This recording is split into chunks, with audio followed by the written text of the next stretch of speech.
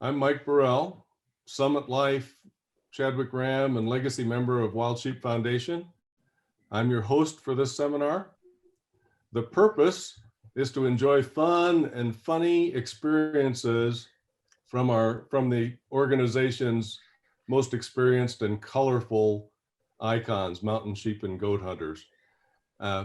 This is intended for enjoyment and inspiration. Tom Hoffman lives in Albany, New York. He's 77 years old, but refuses to act it. I think all of us who know him would acknowledge that. He became addicted to sheep hunting in 1971, 50 years ago. He's been on roughly 70 sheep and goat hunts. He started bow hunting in 1985, and that's when the serious addiction started. He supports his sheep hunting addiction by washing cars. He started his family business in 1965 with a coin-operated car wash. It's since grown to 25 locations and over 700 team members. Hunting recognitions include 4 archery Grand Slams, Ovis World Slam Archery, Capra World Slam Archery, Archery Super Slam, which are all Pope and Young, pretty impressive. I've often referred to Tom to others as what I believe is one of the best ambassadors for hunting, certainly bow hunting, but really all hunting overall. So please acknowledge Tom Hoffman. Next on the screen is Gary Young. Gary lives in West by God, Virginia. His first sheep hunt was the year 2000 for Doll sheep in the Northwest Territory with Arctic Red. He's done 65 sheep and goat hunts. His recognition includes Outstanding Hunter Award from Dallas Safari Club in 2014, 2 Grand Slams, Super 20 sheep, as well as goats, North American 29. He's also done the Big 5 and the Dangerous 7. He's a life member and Marco Polo Society member for the Sheep Foundation. A little known fact, he bought 24 traps when he was 9 years old, and with some instruction from his great-grandfather, started a trap line. And he did that clear up until he was 35 years old. He was an instructor in the trapper's education class in West Virginia. He says he's a redneck country boy, but I'll let you make that determination. Got a great trophy room behind him there. Next over is Bob Logan. Bob lives in Alberta. His home is Alberta, maybe it's a better way to say it. And when he's in Alberta, 7 months of the year, he splits time between a home in Calgary and a farm in Northwest Alberta. And the other 5 months of the year, he spends in Mesa, Arizona, mainly golfing and doing sporting clays down there. His first sheep was a Doll from the Northwest Territory, 1979. And it was a backpack trip, and the entire cost was $2,500. I'm telling you, I almost gag on that. But great deal, right? He's hunted 52 sheep, 20 goats, and he's done 173 big game hunts.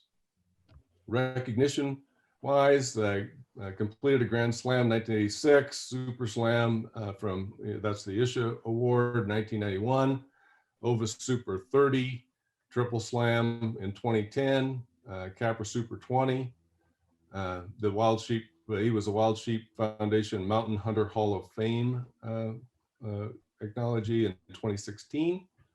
And he's a Summit Life member of the Sheep Foundation. And an interesting fact is that he's very detail oriented and keeps notes on everything, which is often to the disgruntlement of people he hunts with. They may wish he didn't remember everything. On the far right is Renee Snider, Elk Grove, California.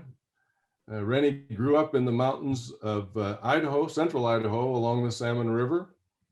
Her parents were both outdoors, enjoyed the outdoors, and her father was an avid and skilled outdoorsman. And as a child, she certainly accompanied them on their outdoor excursions, be it fishing, hunting, sleighing, or just enjoying a Jeep ride in the mountains. Her outdoor skills were honed during her early years. At the same time, she gained a deep respect for the solace of being in the outdoors. Rennie has hunted every continent and has been recognized with virtually all of the world's most prestigious hunting awards, including the Weatherby Award. She's collected 43 ovis and 40 capra species. 1995 stone sheep was her first sheep. She's highly accomplished and respected hunter conservationist, a generous philanthropist, and a beloved humanitarian. Please meet Denis Dale. Denis is the owner of Bob Dale Gloves and Imports, with head offices in Alberta. He also has locations in Phoenix and Sri Lanka. They manufacture and supply industrial and recreational gloves across North America. He's an avid hunter and wildlife enthusiast. He first began hunting at age 9, learning his skills from his uncle, an experienced trapper and moose hunter. His first sheep was at the age of 39 and was for a Marco Polo in Tajikistan. Talk about starting at the top of the world, Denis. Since that time, Denis has shot 28 sheep from all over the world and 9 goats. He is a Summit Life member and a Marco Polo Society member of the Wild Sheep Foundation.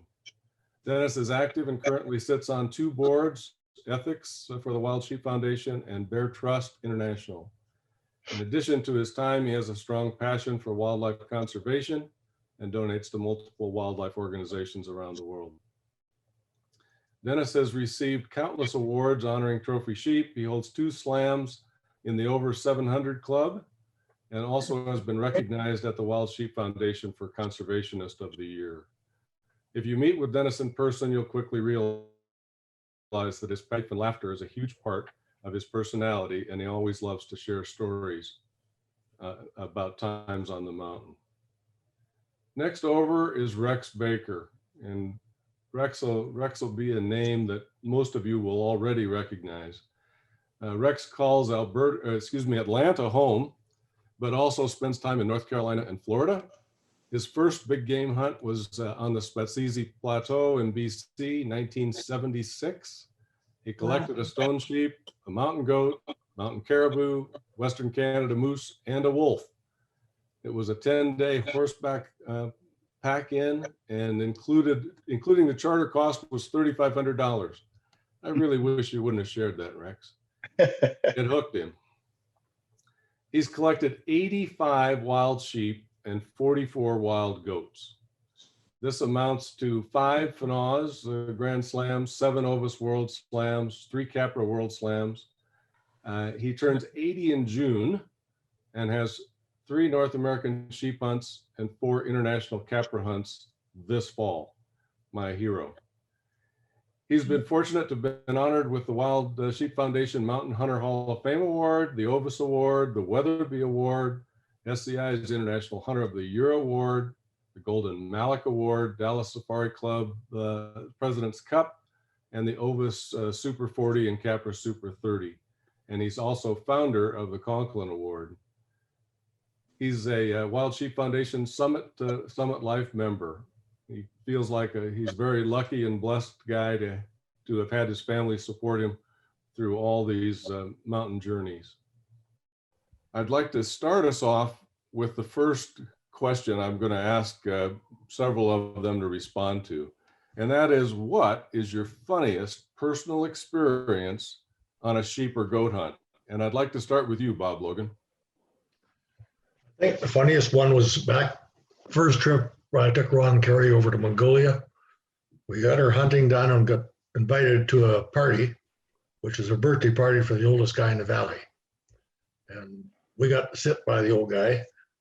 And the celebration started with, I poured a big bowl of kumis, the fermented mare's milk, and handed it to Ron first. And of course, he just drank the bowl.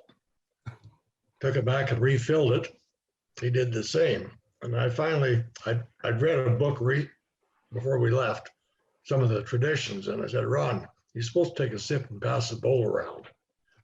This stuff has got dirt and everything in it, but anyway, we got it straightened out. There was a good chuckle over it.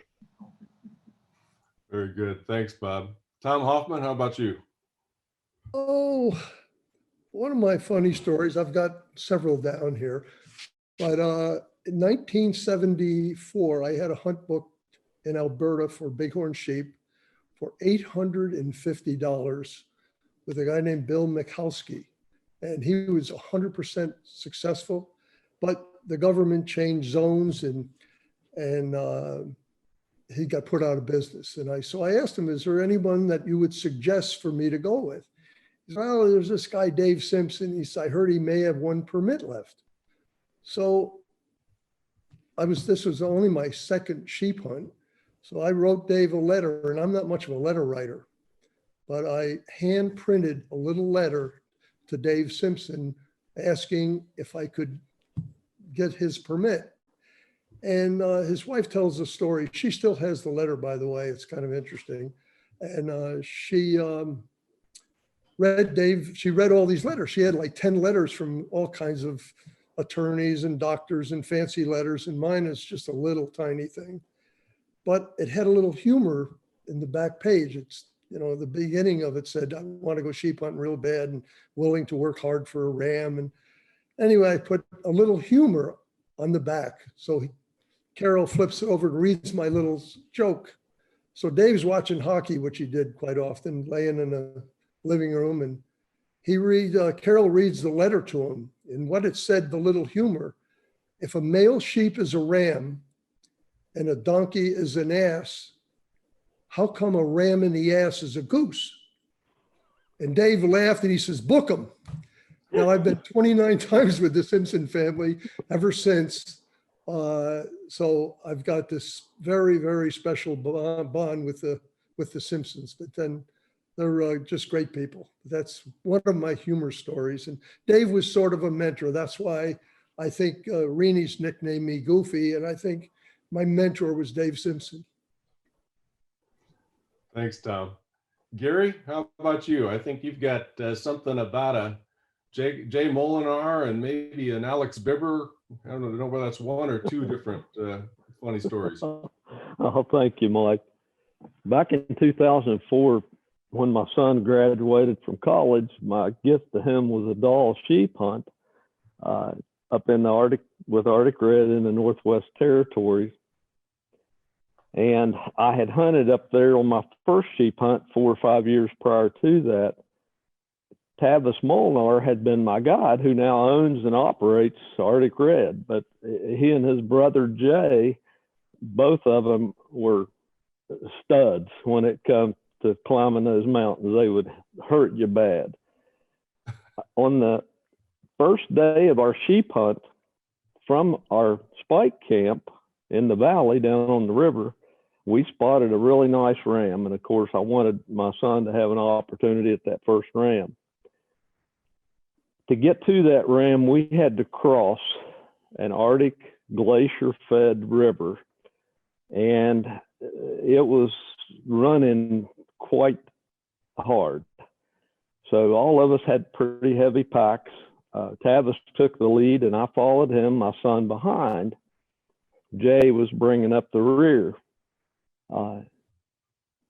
We heard a funny sound and turned just in time to see Jay do a 360-degree pirouette and disappeared in the middle of the river with terrible currents.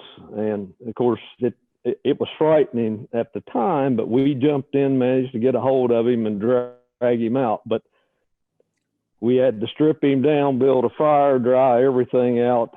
But after we got him off, cleaned up and dried out, then it was an everyday constant laugh the rest of the hunt. But that was crazy. And then another time at Arctic Red, I had the privilege of sitting in the base camp literally all night long when the famous legend Alex Van Biber was living. we sat and listened to that guy all night long. It was 5, 6 o'clock in the morning. He survived 3 plane crashes, kept the doctor and his wife alive, but he kept us in stitches. I think there is a book about him, but Alex Van Biber was a legend up there. And if anyone ever has a chance to refer to him or gain information, he's phenomenal. Thank you, Gary. And those of us that were at, I'm not sure which year it was, the sheep show, Alex Van Biber was recognized that on the stage, and he had the entire place almost in tears laughing at him. And Denis, your funniest personal experience on a sheep or goat hunt? My funniest personal, I have lots of funny stories to share and personal experiences, but one of my favorites was hunting the Alberta Premier tag. And there was a couple of funny experiences that happened, but the first one was my guides, we'd hunted 31 straight days in Catamount, and we had some plywood decoys that we had made. We had them airbrushed, and coming out of there for the last day, the boys decided to use those as snowboards and snowboard down the mountain. And needless to say, they were going to have a bet for $50 to see who could win the race. And they both ended up in the trees on their head with scratches and rips. It was pretty funny. But then the next day or 2 days later was the start of a hunt, the same hunt, but in the Kananaskis area. And we literally took a ski lift up the hill, and there was a Canadian women's downhill championship going on. So they were all taking the ski lift in their spandex and helmets that were all designed for speed and everything. And here we were going up in camouflage with our backpacks. And so we went up, and they all looked at us like we're crazy, TV cameras on us and everything. And we continued to climb up over the backside and hunt on the backside of the mountain for the day. And we're very lucky and fortunate and able to harvest a great ram. And on the way down, we skied past the where they were competing, and Jonas Gwynn and Ryan Damstrom both took turns carrying the head on their back, and all TV cameras and told videoing them, and it was the funniest thing I've ever seen. And by the time we got down, there was, women that had got their times and finished, and the news kind of came over our way, and people were taking pictures of this ram on the back of their backs. It was just, I never stopped laughing for probably 3 days after that. It was a great, funny experience. So great times. I love it. Thanks, Denis. So I'd like to move to the next question, and it's similar, but it's what's the funniest guide client story you've experienced or know from someone else? Renee, why don't you start us off? I think you've got an interesting one of 7 weeks with Wang Wei. Yeah, Wang Wei is a wonderful man, and I hunted 7 weeks with him in China. And he speaks with a broken English accent, so you have to listen to him to understand what he's saying. But he was an excellent guide, and he has a delightful personality. And I was going for the dwarf blue sheep. And so we climbed and climbed and climbed, and we were right on the border with Tibet, right on the border. And there was a river dividing the countries, and we were on the China side, but you could have crossed the river and been in Tibet. So we were climbing and climbing, and it was steep enough that we couldn't set up a tent. We each had the two of us had a one-man tent, and there was no place to set up a tent because it was too steep. So we had to keep climbing and climbing, and there's yak poop everywhere. And so I saw a place that I thought, I could actually sleep here. So I stopped, and I had the guy that was packing my little tent stop with me. But Wang Wei kept climbing.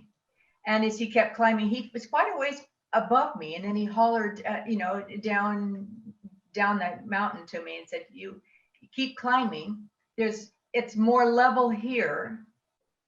And it's very rocky, and we'll just clear the rocks away as best we can, and we'll set up your tent here. And I hollered back up the mountain, no, thank you.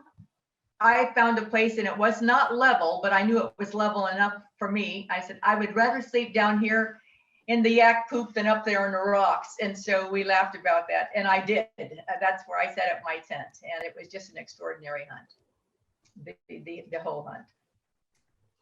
Great. Thanks, Rennie. Gary, how about your story with Art Bilodeau? Oh, in 2003, one of my best hunting buddies in the world, Chris Leverage, and I, Chris is from Aspen, Colorado, and I booked a hunt up in the Yukon. It was the last year, I believe, that Ross Peck operated. At the time, Larry Warren was running his operations, and he now owns and operates the Shoshone River. At the time, it was Ross Peck, but one of our guides, Chris and I have made it a point to stay together while we're hunting so we can experience 2 kills, hopefully, on each hunt, and just the company of each other. So Cal Lacey, Art Bilodeau, and I set out on our what turned out to be a 13-day stone sheep hunt. Well, Art was a fireman, paramedic. They're out of DC, and those guys apparently have too much time on their hands. But he kept us in stitches the whole time. But one of the stories that stuck out the most in my mind, they had a repeat hunter that came in. He was an older gentleman from Georgia, came into camp, and several of the guides had some pretty uncomfortable hunts with him. He was apparently very demanding, put a lot of pressure on the guys. So Art, being the gentleman and easygoing guy he was, Larry Warren came to him and said, "Would you guide this guy?" So he agreed to do it. Well, when they get into camp, this gentleman from Georgia refuses to leave the camp. So Art proceeds to threaten him. He threatened him, he begged him, pleaded with him. And finally, the guy sits down and he says to Art, he said, "Look, I've been there. I've done it. For the next 14 days, I want you to tell me stories, do a little cooking for me, and chew my tobacco." For the next 14 days, Art and this gentleman from Georgia sat in camp, and he cooked, told him stories, chewed his tobacco. And when they got back into camp, of course, he was unsuccessful. But he proceeded to let the Warrens know that it was the best hunt he'd ever had in his life. I love it. Thanks, Gary. Tom, how about you? Well, Funniest guide client story. in the it's a guide hunter story that I was hunting in the Yukon and went to town to the Wilkinsons. They run an outfit near in Watson Lake. And we were having lunch, and there was a young native guide that's probably in his 30s. He said, Ruth Wilkinson said to this young man, "Tell Tom about the Chuck Yeager story." And you know, Chuck Yeager is a very famous person. And so this young man said, "Oh yeah, my uncle guided Chuck Yeager." And his uncle was a mountain man, never went to town, knew nothing about history. But Chuck Yeager and the older native man, the guide, sitting around a campfire. And Chuck says, "Do you know who I am?" And the guide said, "What you mean?" He says, "Do you know who I am?" And the native guide said, "Yeah, you Chuck Yeager." No. Do you know what I've done? And the native man says, "What you mean?" Chuck Yeager says, "Well, I'm the first man to break the sound barrier." Oh, the native man looked at the fire. He said, "Oh, I broke axe handle last week." Anyway, you hear some wild things in the far north. Thanks, Tom. I love it. And Rex, I think you've got one about Rowdy Mcbride, don't you? Yeah, most of y'all know Rowdy Mcbride, and if you don't know him, you should. He's a great hunter. He's hunted all over the world on his own. He hunts aoudad and Afghan Ural and red sheep on hundreds of thousands of acres down by Alpine, Texas. And I've hunted several times with him, and we were out in one of his pastures and pulled up to the bottom of a bluff and we started glassing. Well, we find sheep. They're maybe about 300 feet up, maybe 800 yards down the bluff. It's getting late, so we got to go fast and we got to go light. So we just grabbed the gun, and we had his 11-year-old son, Ryland, with us. Up we go, side hill, find the sheep, make the shot. Oh, they were tough. They runs down in the rocks. By the time we find the sheep, take the pictures, cape it out, it's dark. We hadn't bought a day pack. We're using Rowdy's phone to come off the bluff. Ryland's in front with a cactus in the rock. Rowdy's next, and I'm last. And at that point, just about the time Rowdy's phone gives out, we hit the bottom. Now we're in the flats, and we can't find the truck. We walk. Can't use my phone because my battery is almost dead. And we walk. And it's getting cold. It's probably in the 40s. And we hadn't really brought much gear. Finally, Rowdy texts his wife, Misty, "We're lost in antelope pastures. Send help." We just finally have to stop walking and sit down, lay down about 3:15. We see lights come into the pasture, and we see where they're going. So we quick gumbooted as fast as we can down, try to cut the track, and we do. And Rowdy says, "Rex, I've been hunting out here for a long time," but he says, "It's the first time I've ever had to spend the night on the mountain." That's my story about Rowdy. Thanks, Rex. It kind of reminds me of a story about Daniel Boone. And late in life, he was interviewed, and the interviewer was saying, "Well, geez, Daniel, you've explored all this country. Have you ever been lost?" And he pauses for a bit, and he thinks and kind of looks down, looks up, and goes, "Nope, I have never been lost. Never, not even once." He said, "I have been powerful confused, sometimes for a week at a time, but I have never been lost." That's perfect. That sounds kind of like that. So Denis, how about you and the funniest guide client story? Again, I talked about the stories with Jonas and Ryan, and I've had multiple stories with them doing, crazy stuff on the mountain.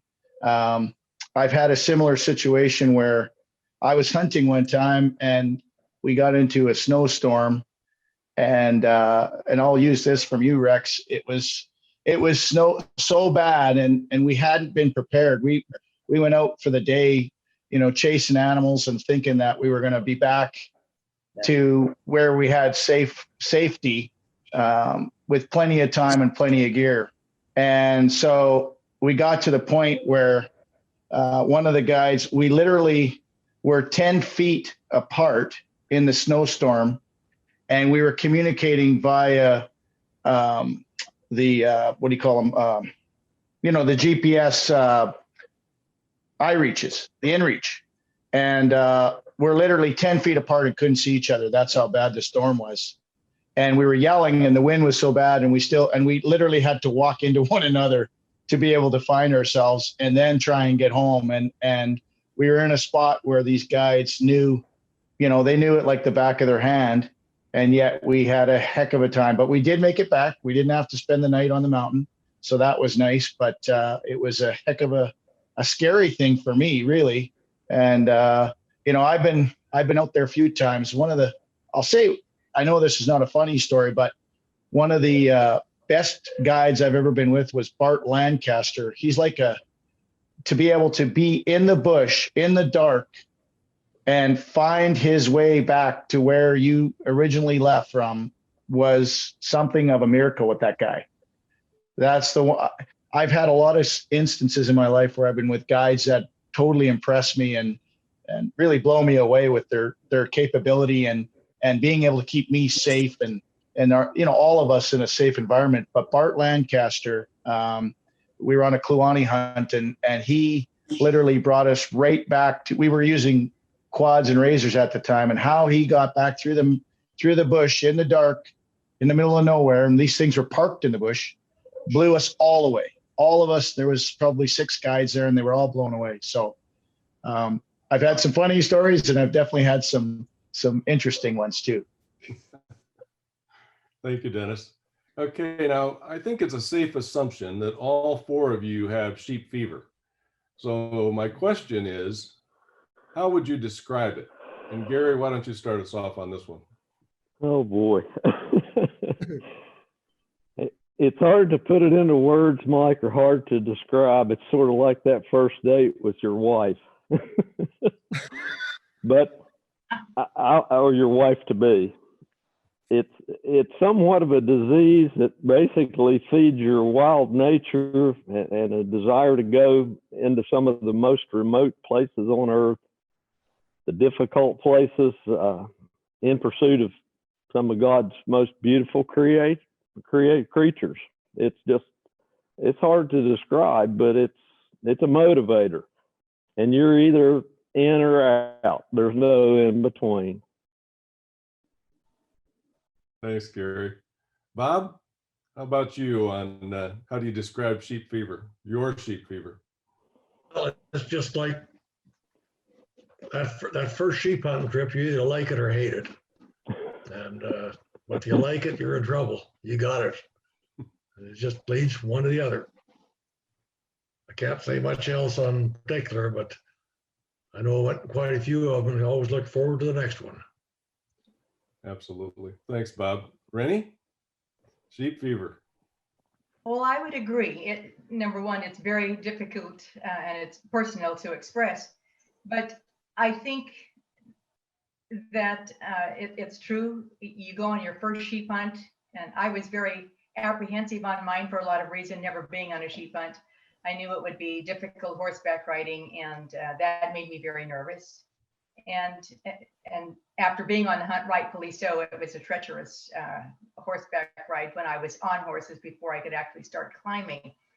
But I think Bob was right in exactly that statement. You either love it or you hate it. And for me, it was just the challenge of proving to myself that I could do it. They're magnificent, magnificent animals. And I think for those of us who challenge ourselves, it's a matter of, can I really do it? Because I've been at the bottom of many mountains wondering how I'm ever going to get to the top. And when I get to the top, when I get my sheep, and I've been on a lot of hunts where I don't get the trophy, but it still has been a very successful hunt to me because I personally was able to do it. As long as we've all worked hard, I think that's what it's all about. I love nature. I love being out in nature. I love being part of nature, and it's just fun to see them. It's all about skill and talent, and you see the wariness and the wiseness of the wildlife, the beauty of the mountains, and I think that's what keeps drawing us back. It's really is truly an addiction. Thanks, Rennie. And Denis, I want to have you start that off again. Okay, for me, it's something.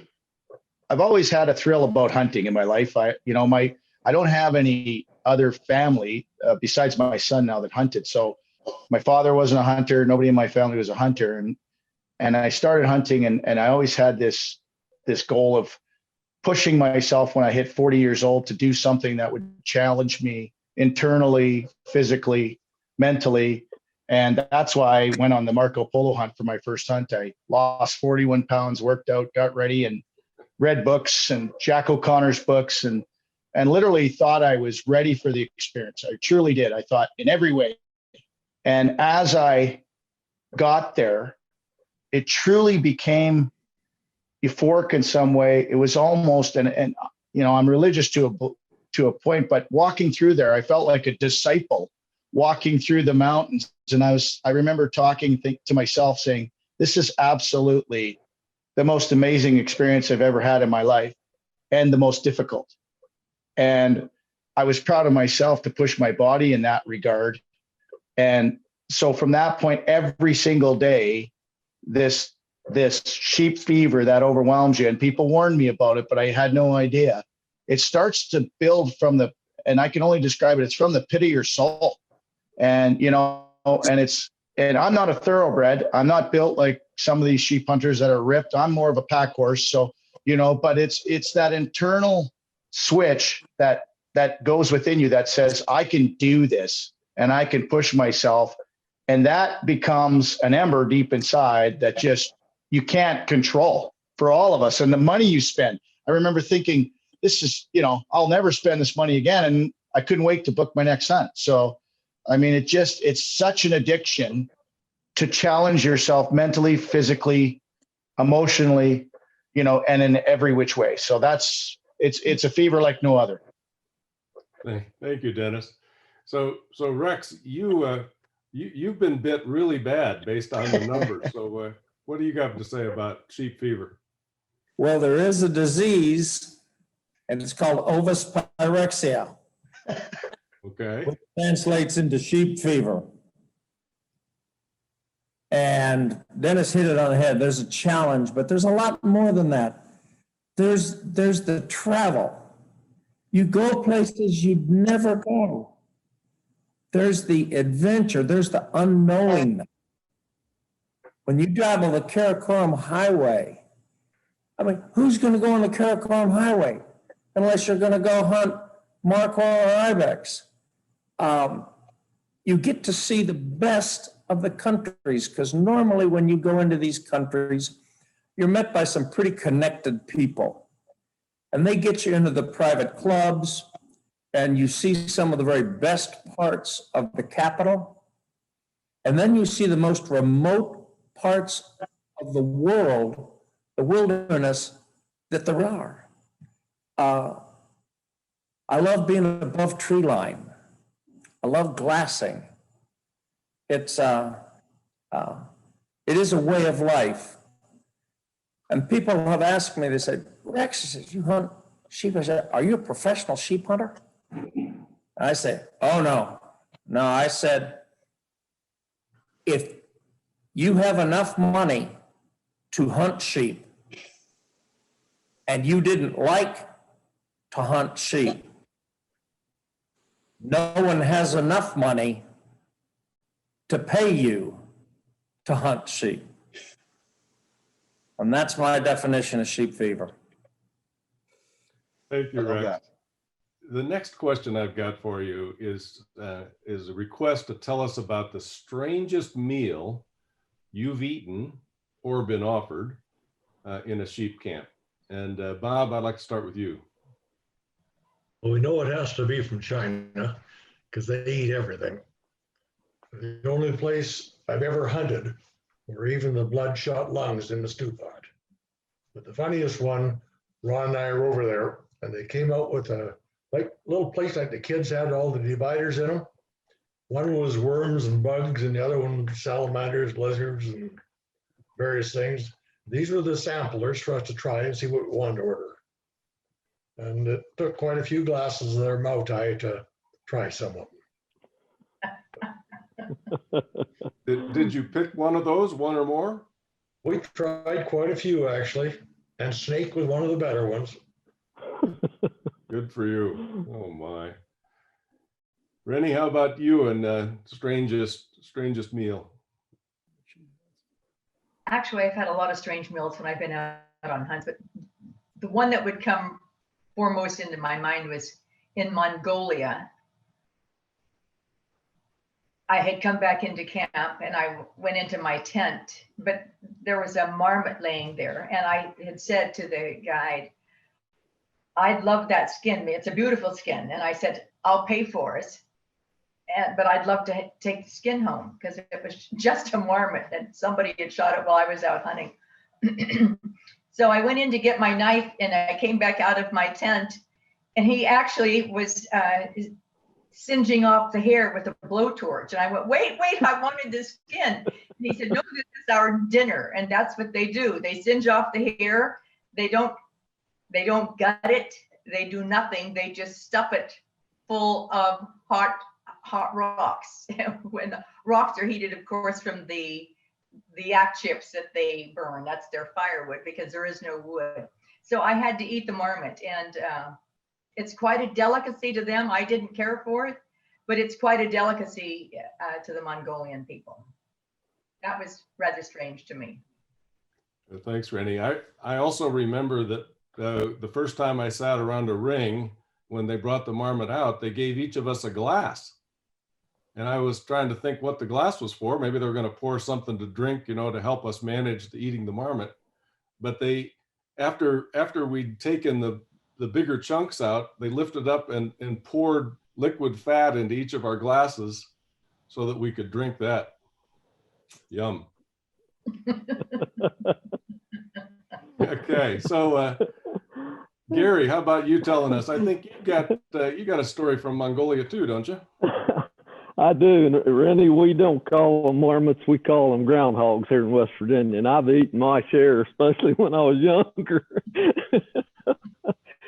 My story is from Mongolia, Mike. In 2008, I was on a hunt over there. Had been down to the Gobi area and through the Hungai area, and late in the day, I think we're 12, 13 days into the hunt. I had shot a Hungai Argali sheep, and it was dark when we actually got to it. So the guys actually packed the entire animal back to our camp. And while we were skinning it with the interpreter, I sort of jokingly mentioned bull fries, and in the process mentioned the sheep testicles, how good they really might be in a joking manner. Well, the next morning when my breakfast plate showed up in the gur, I had 2 eggs and 2 sheep testicles, still whole, boiled on my plate. Well, not to let them down, I did put both those sheep testicles away. And I had gotten tired of eating by myself. So I told the interpreter, I'm coming to your gur to eat for tonight. Well, the meals that they were serving me were definitely different than what they had. When I got there, they had a huge pot on the yak dung heating stove full of nothing but sheep bones. In the floor, they had a big rock and a hammer, and we proceeded to take turns on the rock with the hammer, cracking sheep bones and sucking bone marrow. That's my story. Thanks, Gary. Tom, I think you might have more than one, right? Yeah, I've got several of them, but the one that is actually my favorite meal on a mountain is sheep backstrap cooked on a 1-burner stove with a flat rock. And that was up in Ramhead Outfitters. Tim Stevenson, I've never seen it done before. This was about 1987.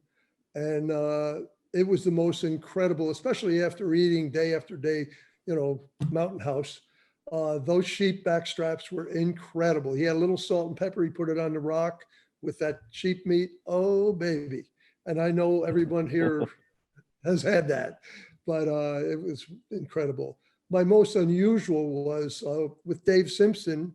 It was about it was a 21-day hunt. I hunted 21 days, went home. Dave says, come on back in 2 weeks. I didn't shoot a sheep. This is 1974. And he had a native guide. And I was so sick of peanut butter and jelly sandwiches made of pancake, with a pancake rolled up with peanut butter and jelly.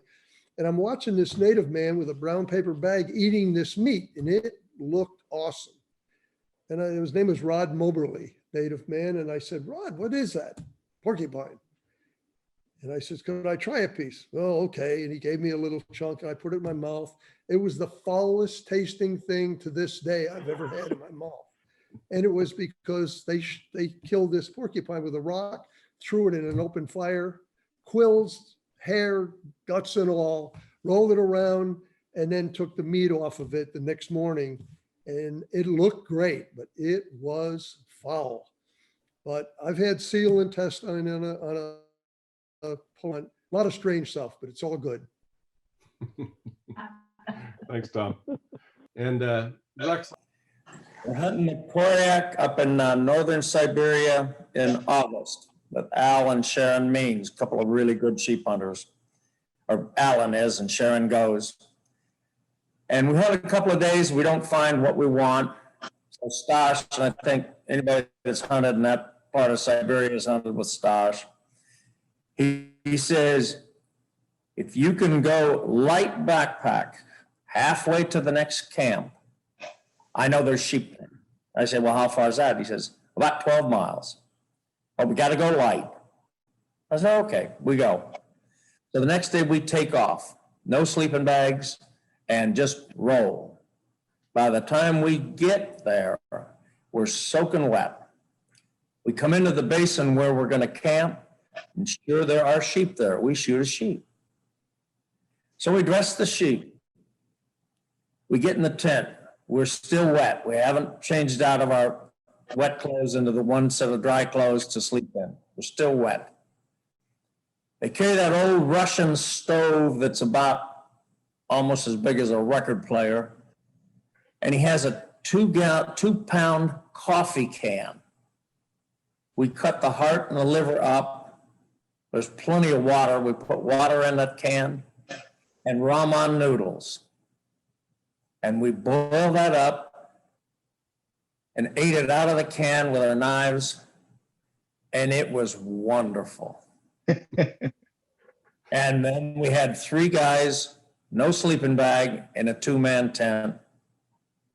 Got up the next morning, put our wet clothes back on in case we didn't make it back to camp, and walked 12 miles back to camp. That's my meal story. fantastic. Thanks, Rex. Denis, tell us about I've your- had lots of instances where my guides challenged me to try different parts of the animal. So I've eaten everything from the testicles and onward. But I would say that I was warned a multiple of times. I've been to Mongolia 3 times now, and a few of my friends said, "Don't eat the marmot. It's it gets you sick, and it's not something you want to eat." And on the last hunt I was there, we had a great celebration. We got a great ram, and they had a marmot that they were cooking. And if anybody's ever saw that, they use a torch to cook it with the hair, and they do all that. And it just does not look like anything you'd ever want to put in your mouth whatsoever. And they spend all day on it. And that evening they were celebrating. And, I said I wanted to pass, but the pressure got to me, and a couple of wines later celebrating, and I finally partook. And it was actually a really, really good animal to eat. And it wasn't tough to eat at all. I enjoyed it, and I never got sick. So, you never say never, because you never know what you're going to like. And, it's, I've even eaten bird saliva tarts, so travel the world, you get some really crazy things. So. Very good. Thanks, Denis. So I know that most of everyone is going to think that these guys are all, crack shots, never miss, what have you. But turns out just pretty much everybody's got an agonizing miss somewhere in their history. So this question is to tell us about your most agonizing miss. And Tom, let's start with you. Okay, well, it was in Spain. I was bow hunting for ibex. I think it was a southern ibex, and I'm with a guide that they spotted the biggest one. He said, "This is the biggest sheep I've ever seen," or biggest ibex. So we did a stalk on it, and he led the way and did a great job with the stalk. And I had what I consider a chip shot. It was probably 15 to 17 yards right over the edge of a cliff. And I drew back and I stepped up and and I shot, and the arrow hit the edge of the cliff about 4 feet in front of the bow. The arrow just smashed and the ibex ran off, and he went out about 60 yards and stood there broadside for the longest time, then wandered off. But it was agonizing. And I felt so bad for the guide. Also, I felt many, many times bad for guides because my first sheep hunt, I hunted 3 years and I missed 12 shots in 3 years and finally got a bighorn sheep. But it's painful for the guides to get you in range and then you blow it with a bow. And like Renee said, we've been on a lot of hunts where we come home empty-handed, but it's all part of it. So the love of the chase. Absolutely. I was pheasant hunting not too long ago and missed what should have been a pretty easy double, and the dog turns around and gives me the evil eye. Okay, so Gary, tell us something about a hailstorm ram. This would have been, Mike, my second sheep hunt in 2001. I actually had been putting in for some time, having been encouraged by my friend Chris Loveridge in Colorado, and I drew an archery bighorn tag down in the San Grey to Christos. And of course, most of people here in this group realize and understand how big those mountains are, and we were near the Crestone Peak areas. The first morning in camp, I hired Rowdy Mcbride, who was a legend from Parlin, to pack us in down there. I took my son, Chris, and then he had his stepdaughter as a cook. But from camp, we spotted a bighorn on the skyline. Well, that afternoon, midday, we got on 4 bighorn rams. The problem was they were about 180 yards below us. And Rowdy and I stalked down, and like Tom mentioned just a minute ago, we ended up sitting on a rock ledge, and the sheep finally got up and started feeding toward us. We sat on that rock ledge for 3 hours, and basically with no cover, motionless. In the process, both my legs went to sleep. I couldn't feel my legs. Well, finally, the biggest ram got up to within about 50 yards. And when I finally drew on the sheep, on the ram, unbeknown to me, the cam on the bottom of my bow must have been so close to the rocks that when I released the arrow, the cam hit, and the arrow went like 6 or 8 inches over the ram's back. And my son and Chris were videoing all this. Well, the good part of the story is, I'll make it quick, I missed the ram that day, but 7 days later, we had spotted the same ram. We climbed back up, Rowdy and I did, spotted these sheep.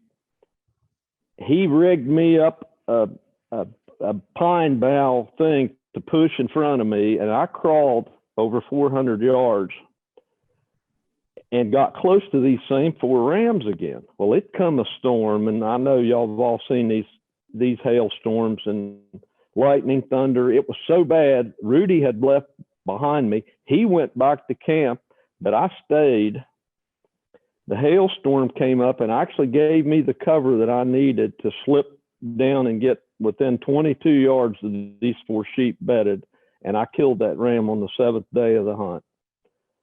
It was the lowest and highest that we all as mountain hunters could ever imagine to happen on my second hunt, and it still sticks out as one of the best experiences, and of course added to my sheep fever. Bob, how about you telling us about your Marco Polo experience, your first one? I was back in 74. Ron and I booked a Marco Polo and a Karaganda hunt back to back. So we had limited days. We get down there in Tajikistan. The snow was very deep, and we got on some rams 3-4 days into the hunt. And I got first shot, and I missed. There's been a few of those. But anyway, it'll get you upset. especially Ron got one later. Then we had to leave. So I was leaving there without a ram. Back to Moscow and off to Karaganda, where we both collected nice rams. Come back into Moscow and Sergey with Safari Outfitters. And we've always been 100%. We'd like you to go back down there, give you another hunt, just for the cost of the local airfare. I couldn't say no. That sheep fever, you know. So Ron took my Karaganda sheep, went home. I went down there without an interpreter. My visa had expired, but Sergey just changed the numbers in it. When I got to Tajikistan, they asked me about these changes. I said, Moscow, didn't know. They let me in, I went in, I got my sheep, but that it was a 5.5 week trip. And I wish I'd hit that first one, hadn't missed it. Thanks, Bob. And Rex, I think you've got one to tell us, maybe two. Well, you're right. You're right, Mike. I'm back in the 80s. I'm hunting Pakistan along with Dr. Jim Conklin. He was my mentor and a great friend. And we're hunting Blandford Uriel. Both of us see this Blandford Uriel, and he's huge. And both of it, Jim didn't suffer from a lack of competitiveness, and neither do I. Both of us are drawn down on this sheep, and we just totally miss this sheep. Don't cut a hair. And we know it's big. And the next hunter in was Gary Ingersoll. He goes to the same place. We couldn't find that sheep again. The next hunter in is Gary Ingersoll. He goes to the same place, finds the sheep, shoots it, new world's record. That's just one. I'm hunting Pakistan again. Astor Markhor, 640 yards, can't get any closer, big chasm between us. I'm shooting a borrowed gun. We have the picture of the animal through the spot, so I know the size of that animal. I miss him with the borrowed gun. He runs away. Nobody ever killed him. He probably died up there. They never found anything. And I'll bet you the cost of the hunt, you look at the picture, you tell me it's not the new world's record. So I've missed 2 world's records. Thanks, Rex. Denis, what do you have to say about an agonizing miss? Well, I'll say this. It's interesting when you get to camp, the guides always ask you the same thing. I've been asked multiple times, how comfortable are you? What distance are you comfortable shooting? And I always say, well, I'm really comfortable at 25 yards, but I can shoot out past 500. So, but my actual nightmare, I'll call it, of a miss was last year on my second high L-tide, which I can say that he ended up being, I ended up killing him, 61.5 inch long and 21.5 inch bases. So a beautiful ram. So I'm only saying that because you can imagine it was day 2. I actually had the ram on day 1 at 40 plus yards. My guide spooked him, took off, and I couldn't get a shot at him till out past 800 on a dead run. So we passed up that opportunity. Day 2, I walked 48,000 steps that day. It's on my watch. It was a record for me.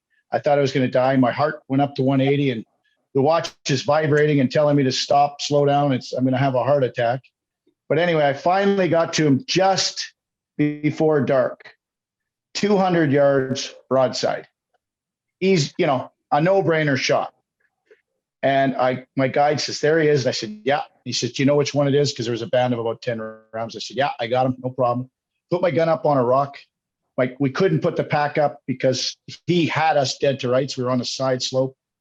And so I put my gun on the rock and I said, all I see is dirt and rocks.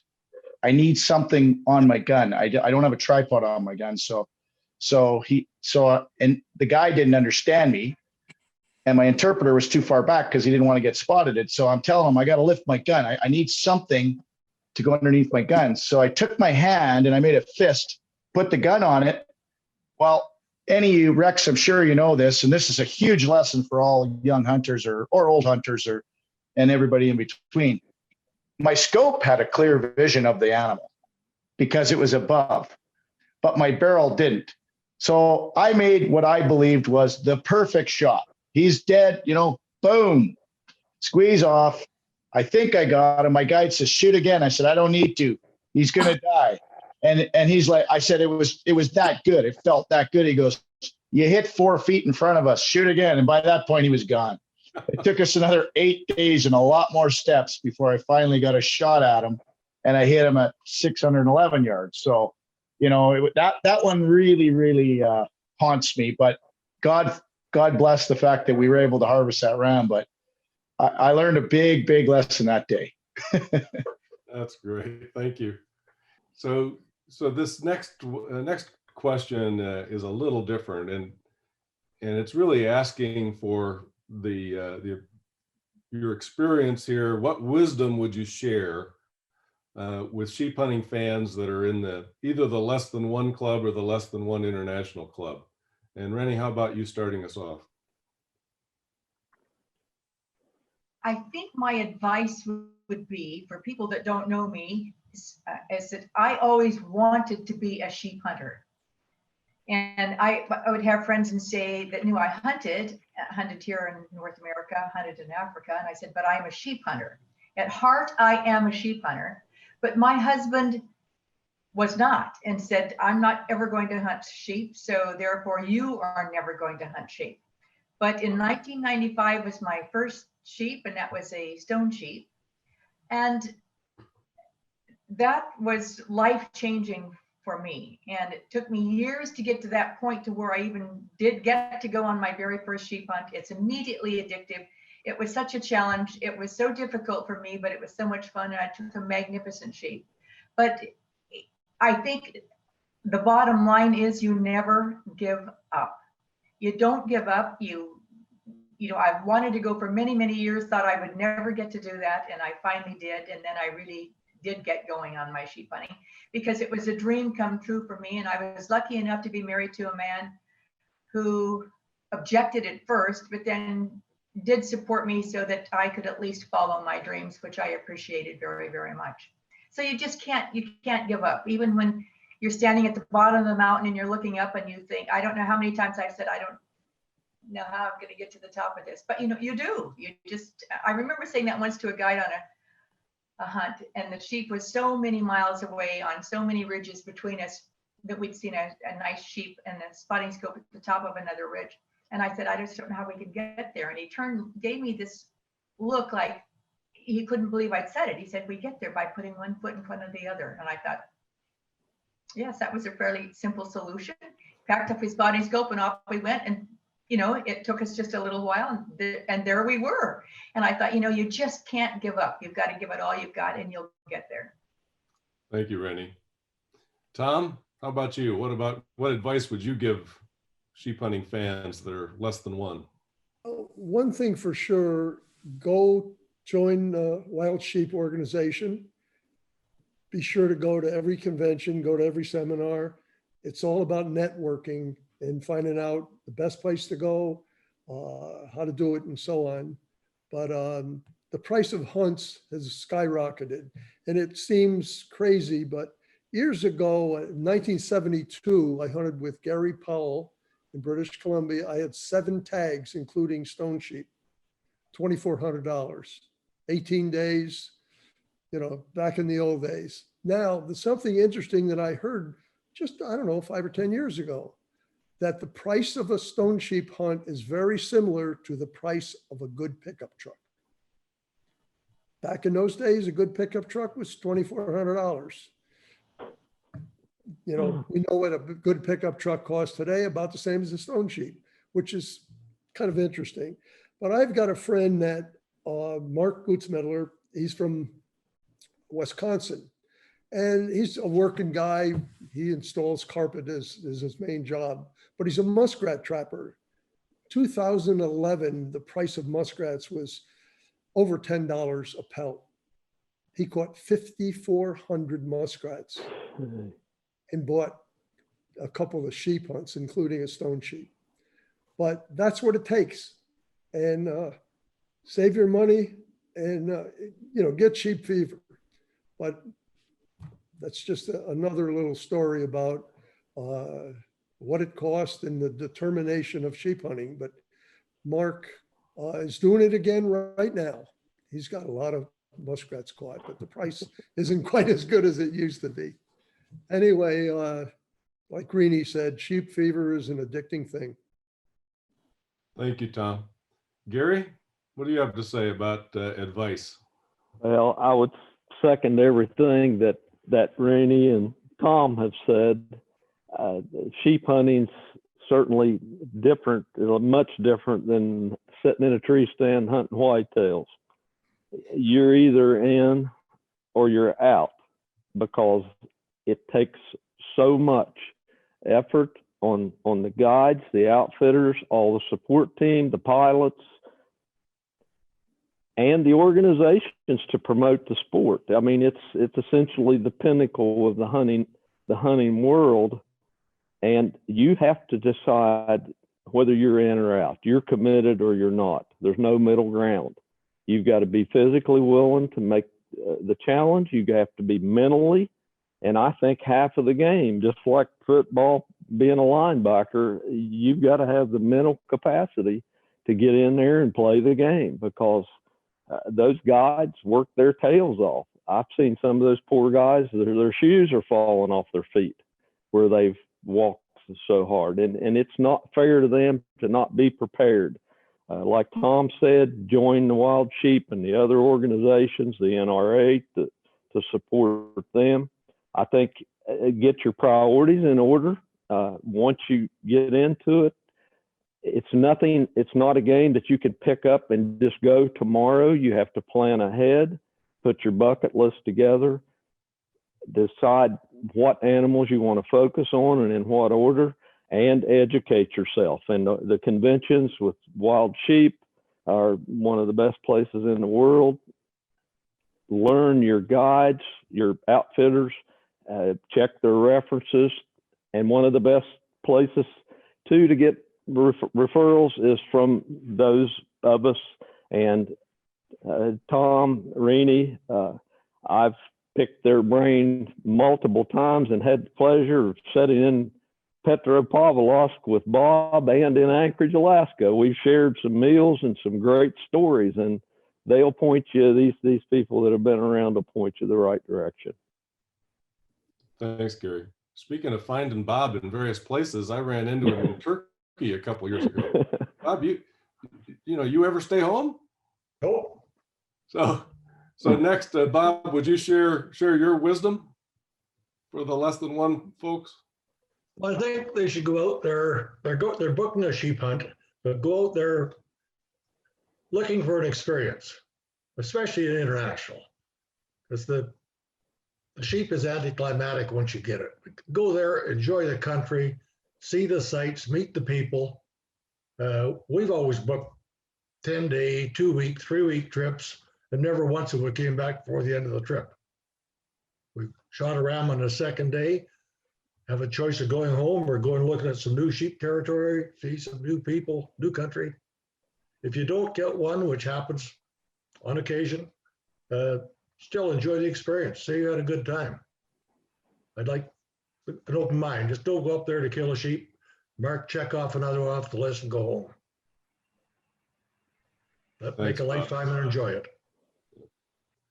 Denis. The most important thing I could give to share with anybody that's going out and is in a less than one club, and maybe it's their first sheep hunt, or maybe the multiple hunts, but they haven't had an opportunity to harvest ram, is treat your guides like your family. Treat them as good as you want to be treated, if not better, because without them, you're not going to harvest the thing. And be humble. I go into sheep camp. I tell them we're just like any other hunt in the world. I can pull my weight as long, as well as you can. We're a team. We're going to harvest whatever we harvest together as a team. And if you treat them with respect and you treat them the way you wanted to be treated, and not as a servant or I mean, they're there to get you a ram, and without them, and if they don't like you or they don't like your attitude because you feel you've paid this money that you've saved up for the last 10 years and that they should bend over backwards for you, you are not going to have a great hunt. And but if you go in there and you express the fact that you've spent your last nickel and you just want to be a part of the team and that you're a team, you'll harvest a great ram.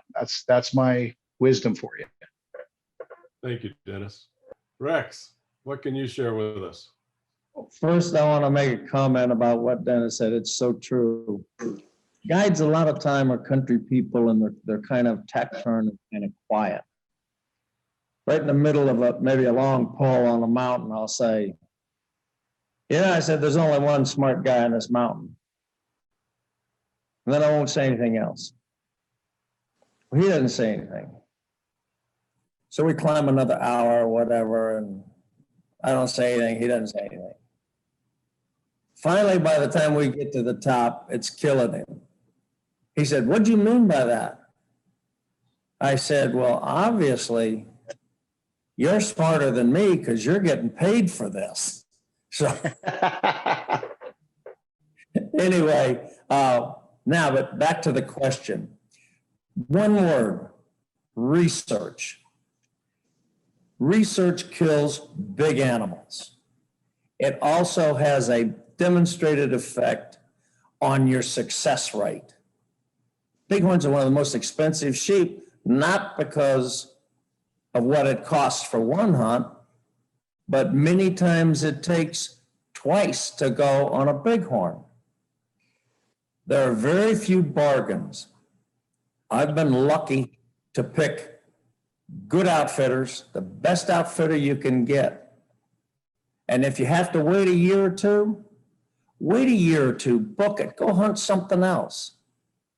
I used to think that you had to have pass-fail on physical. I'm not the most physical guy in the world. Pass-fail on shooting ability. I'm not the best shot in the world. But you have to go with the right guide at the right time. He's already in the right place. And with that, you will get great animals with a high success rate. I want to wind up with something that was really important to me. I read a book called Deep Survival, and it was about deaths and near deaths and mountaineering and sailing and scuba and hunting, things like that. When you're climbing a mountain, you have a goal. You're also usually fresh. Plus, you don't have a weight shift on your uphill foot. Now you've made your climb. It's in the afternoon. You're starting down. You're usually fatigued. But more important than that is you don't have a goal. Just getting back to camp's not a goal. Or maybe you got your sheep, so you're free baby. So you don't have a focus. And every step you take, you have a weight shift on your unstable foot.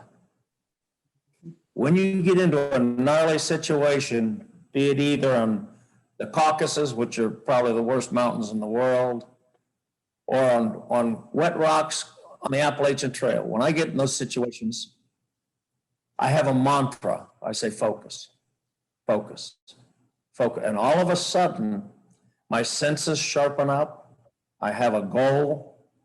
I'm watching where I put my feet. I'm almost 80 years old, and I don't fall because of that mantra. That's probably the best advice I can give the new sheep hunters. Thank you.